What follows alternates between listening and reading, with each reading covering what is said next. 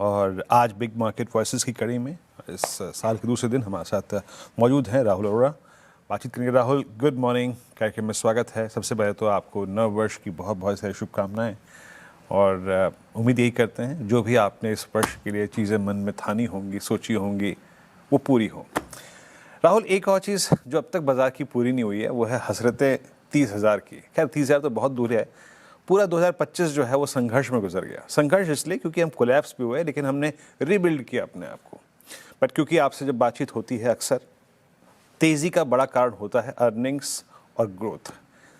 2026 के लिए सबसे स्ट्रॉन्ग ग्रोथ वाले ट्रेजेक्ट्रीज वाली जो थीम्स हैं राहुल, वो क्या नज़र आ रही हैं आपको? सबसे पहले Veeru, good morning, thank you for having me on the show.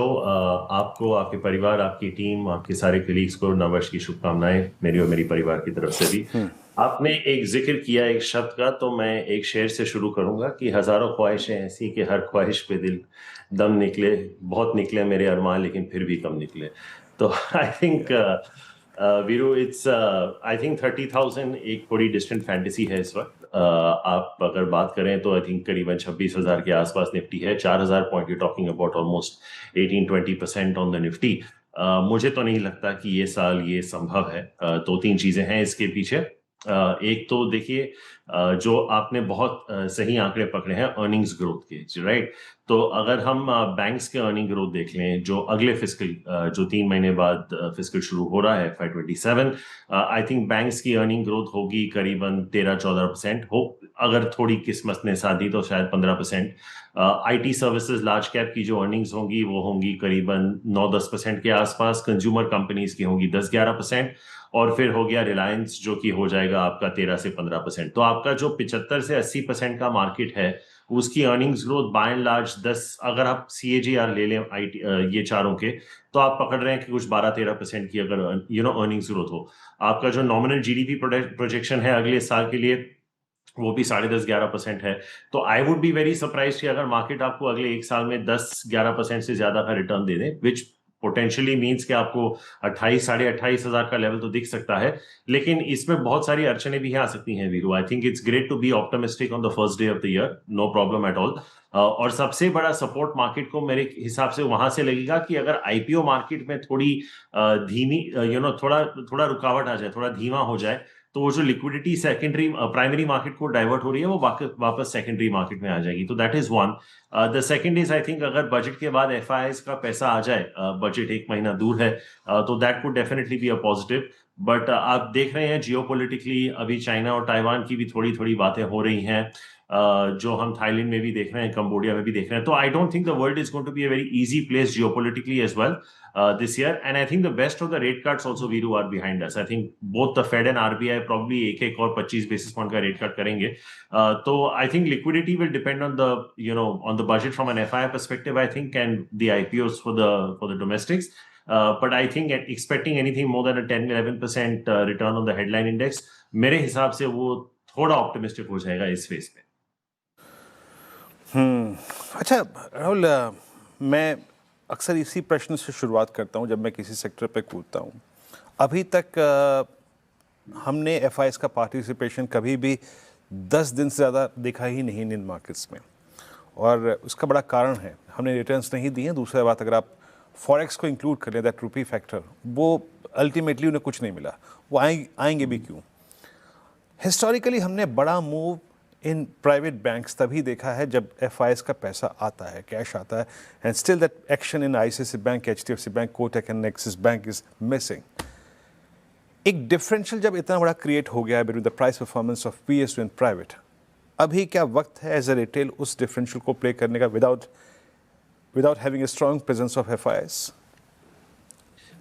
ये आपने एक तरह से वीरू दुखतीरथ पे हाथ रख दिया, because I think banks can not go up without FI participation, and I tell you why. Because क्या हो गया ना कि अगर हम DIS को देखें, जो हमारे लार्ज इंस्टीट्यूशंस हैं, ICICI Pru mutual fund, SBI mutual fund, HDFC mutual fund, जिनके इंश्योरेंस आर्म्स भी होंगे, ये अभी काफी बैंकों में ऑलमोस्ट 9-10% ओन करते हैं, ईदर डायरेक्टली और through tie up with their insurance companies. तो I think incrementally, I don't think it is going to be the DIs that are going to drive it. आपने बहुत correctly point out किया, it will have to be the return of the FIs.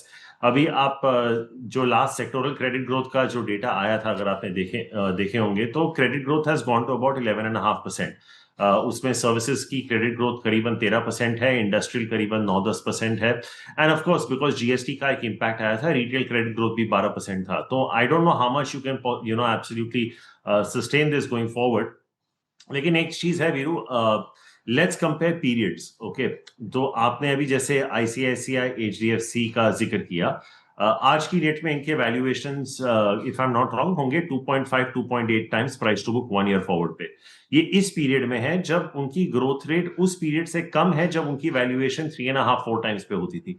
If you remember, HDFC bank used to go at 20-25% at that point in time. वो growth rate अब कम हो गई है। तो द पॉइंट, मैं अक्सर लोगों से लोग बोलते हैं कि there is scope for this 2.5 to go to 3.5, but मेरा यही काउंटर है कि ठीक है 2.5 टू 3.5 हो सकता है based on liquidity, but growth rates भी तो आपके कम हो गए हैं। और वीरू, आपने देखा होगा, मैं आपको 3 और उदाहरण देता हूं। एक एचडीएफसी बैंक की हमने बात कर दी, एक डीमार्ट हो गया, एशियन पेंट्स हो गया और बजाज फाइनेंस हो गया।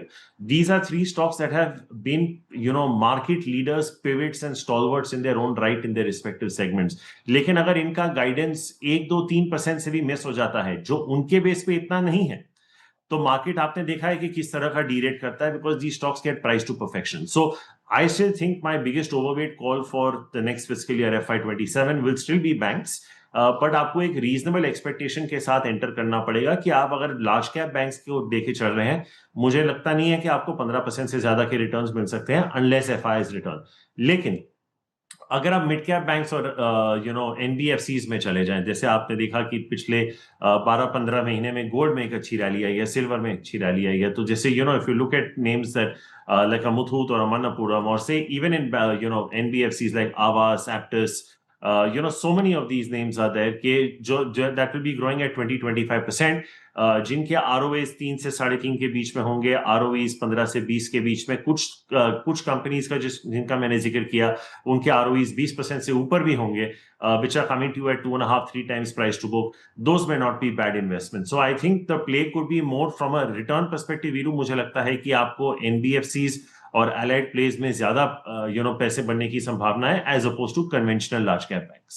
आई थिंक इसमें मैं एक ही एक्सेप्शन करूंगा वीरू, एक्सिस बैंक का, क्योंकि आई थिंक एक्सिस और एसबीआई का, क्योंकि ये दोनों के वैल्यूएशंस, जो हम कोटक, आईसीआईसीआई, एचडीएफसी की बात करें, उनके मुकाबले ये वैल्यूएशंस अभी भी काफी हद तक डिप्रेस्ड हैं। So outside these 3 banks, if I was to look at large cap, my first preferred pick would be SBI, and may be if Axis bank continues to deliver, उसमें रीरेटिंग की संभावना थोड़ी ज्यादा है।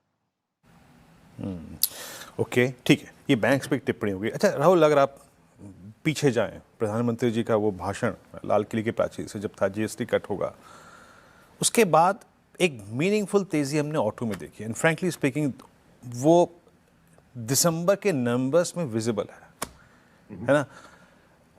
और बाजार लग रहा है कि हमारी सेल्स फिगर को लेकर, इस सेक्टर की ग्रोथ को लेकर बहुत आश्वस्त है। पर आपने एक और चीज़ देखी होगी कि वो कंपनियां नंबर्स क्रिएट कर रही हैं जिनके लॉन्चेस बहुत स्ट्रांग हैं। Look at Maruti, look at M&M। अब आप देखिए आपका ये हुंडई का केस, हुंडई का, वहाँ वो सिर्फ अपनी क्रेटा के साथ कैपिटलाइज कर रहे हैं, उसी में बार बार चेंजेस कर रहे हैं। एक गुण एक होता है ना, फार्मूला, एक फंडा टू चेज ऑटो, वो क्या है आपके अनुसार? क्या चेज करेंगे आप ऑटो में? देखिए वीरू, आपने बहुत करेक्टली पॉइंट आउट किया कि brand launches are pivotal, volume growth is pivotal. Of course जो आपने जिक्र किया जीएसटी कट का, वो तो दिख ही रहा है, क्योंकि सारे कंपनीज का आई थिंक 20 से 35% का ग्रोथ आया है। चाहे आप 2 व्हीलर्स ले लें, premium 2 wheelers, cars, LCVs, commercial vehicles, tractors, ये सब 20 से 35% ग्रोथ की है। ऑब्वियसली कुछ चीजें होम एक्स्ट्रा भी आ गई हैं, क्योंकि शादी का भी सीजन है, अब हार्वेस्ट भी आ रहा है, अगले 13-14 दिन में, मूविंग अप टू संक्रांति। तो ऐसी थोड़ी चीजें हैं जिनको कंट्रीब्यूट किया, बट मेन टिकर जैसे आपने कहा जीएसटी है। नाउ आपने इसमें दो चीजों का जिक्र किया, एक जो मार्केट एक्सट्रापोलेट कर रहा है, ये थोड़ा डेंजरस हो सकता है वीरू, बिकॉज ये फिर रिप्लेसमेंट साइकिल में आ जाता है, क्योंकि अगर मैंने जो भी गाड़ी ली हो, चाहे मैंने स्कूटी ली है या आयशर की बाइक ली है या मारुति की स्विफ्ट ली है या ह्यूंडई की गाड़ी ली है, ये अब मेरे पास है कुछ सालों के लिए, चाहे मैं इसको 2 साल चलाऊं, 5 साल चलाऊं, 7 साल चलाऊं, तो टू एक्सट्रापोलेट कि यही मंथली नंबर्स या यही क्वार्टरली नंबर्स आगे जाएंगे, ये थोड़ा डेंजरस हो जाता है. I think the key thing to watch out for from here, Viru, will be what is sustainable volume growth if you strip out this one time effect. तो उसमें अगर आप देखेंगे तो M&M के tractor numbers are still standing out. Eicher in two wheelers is still standing out. Hero and Bajaj are not doing too badly. I'm not sure about what the long-term trajectory in terms of reviving of coal and mining is, क्योंकि वहां का भी एक effect आपको Ashok Leyland, Tata Motors पे दिख सकता है.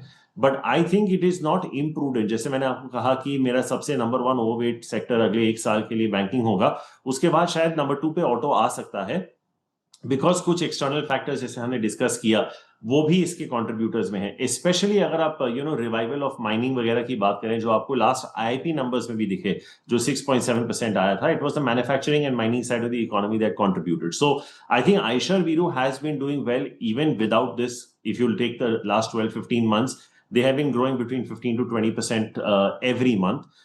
M&M's tractors are doing very well.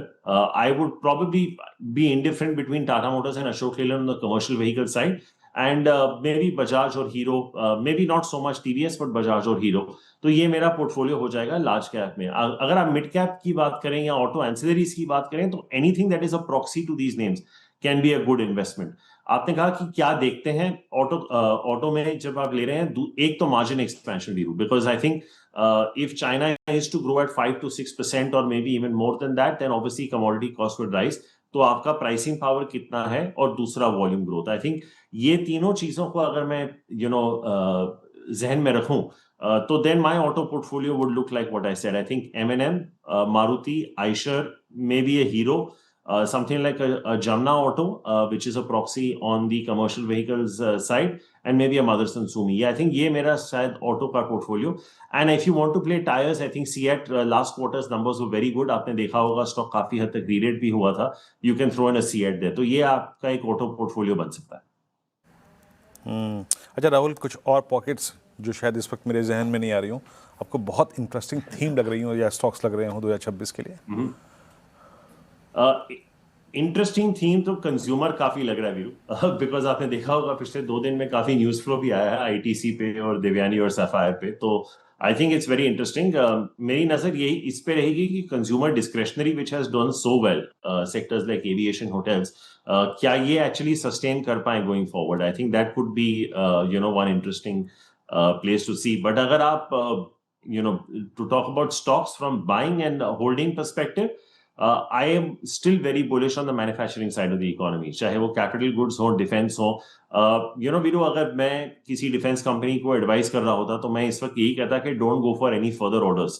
आप अपना जो एग्जिस्टिंग ऑर्डर बुक है वो एग्जीक्यूट कर दीजिए. अगर 20-25% की ग्रोथ हर साल आ रही है, तो मुझे लगता है कि defence companies can continue to hold on to their valuations, and this holds true for capital goods and manufacturing companies. So I think that could be one theme, Viru. And the other is जो कंपनियां 2020 से 22 के बीच में list हुई थी, आपको याद होगा, जिनको हम उस वक्त न्यू जेन कंपनीज या प्लेटफॉर्म कंपनीज कहते थे, I think a lot of them, Veeru, are approaching a situation of respectable cash flow. Still negative है, but it is not as bad as it has been over the last 2-3-4 years. तो हो सकता है कि ये जो loss making new generation themes हैं, as they get closer and closer, जैसे इनके लॉसेज 1000 करोड़ से कम, 500 करोड़ के आसपास इनके लॉसेज आ जाए, I think there is a case to re-rate some of these companies, because I think they have understood that the game is now more cash flows. कुछ कंपनियां capital भी रेस कर रही हैं, हालांकि कुछ ऑब्वियसली कैपेक्स में जाएगा, but I think this could be an interesting space, because most of these platform companies that have listed are leaders in their own right. I think that could be a very interesting play.